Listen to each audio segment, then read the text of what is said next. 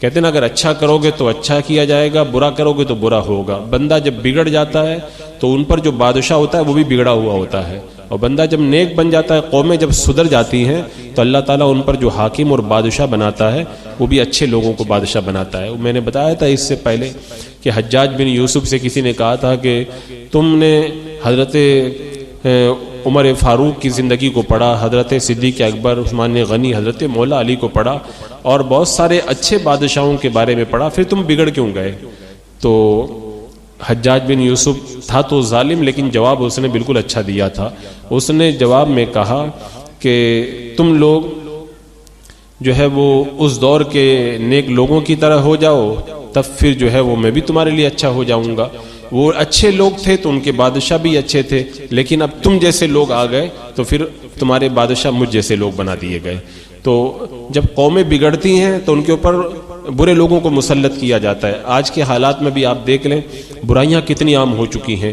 آج آپ نگاہ اٹھا کے آپ دیکھیں پورے ہندوستانی کا اگر آپ سروے کر لیں تو شراب اتنی کثرت سے پی جا رہی ہے کہ الامان والحفیظ۔ سود کی برائی، سود خوری اتنی بڑھ گئی ہے، اور اب تو ایسا لگتا ہے جیسے سود کا جو چنگل ہے وہ پورے معاشرے کو اپنی جو ہے وہ گرفت کے اندر لے چکا ہے۔ سود خوری بالکل عام ہو رہی ہے۔ اس کے علاوہ بے پردگی، بے حیائی، فحاشی، عیاشی اور جھوٹ وغیرہ، فریب کاری، خیانت، یہ گناہ اتنے عام ہو گئے کہ پورا معاشرہ الا ماشاء اللہ اس کی چپیٹ کے اندر ہے۔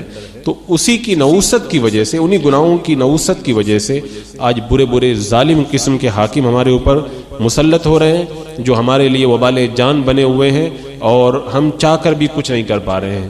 تو اللہ تعالیٰ نے فرمایا کہ ان احسنتم احسنتم لانفسکم، اگر تم بلائی کرو گے تو اپنا بھلا کرو گے، وَإِنْ أَسَأْتُمْ فَلَهَا، اور اگر برا کرو گے تو اپنا برا کرو گے۔ تو بنی اسرائیل نے جب برائی کی تو ان پر ایسا بادشاہ آیا جس نے ان کو تباہ و برباد کر کے رکھ دیا۔ پھر جب وہ سدھر گئے تو اللہ تعالیٰ نے ایک کے بعد ان کو 4 اچھے بادشاہ دیے۔ تو آج بھی جو مسجدوں پہ جو حملے ہو رہے ہیں، عبادت گاہوں کو شہید کیا جا رہا ہے، تو اس کے اندر بھی ہمارے گناہ، ہماری دین سے دوری اور شریعت سے دوری کا وبال ہے۔ یہ جب لوگ نیک ہوتے ہیں تو اللہ تعالیٰ عبادت گاہوں کی بھی حفاظت فرماتا ہے۔ پھر کسی کافر کی مجال نہیں ہوتی کہ اہل ایمان کی کسی عبادت گاہ کی طرف ترچی نگاہ سے دیکھ سکے۔ لیکن جب لوگ بگڑ جاتے ہیں تو لوگوں پہ جہاں پہ عذاب آتا ہے وہیں پر ان کی عبادت گاہوں کو بھی کافر تباہ و برباد کرتے ہیں۔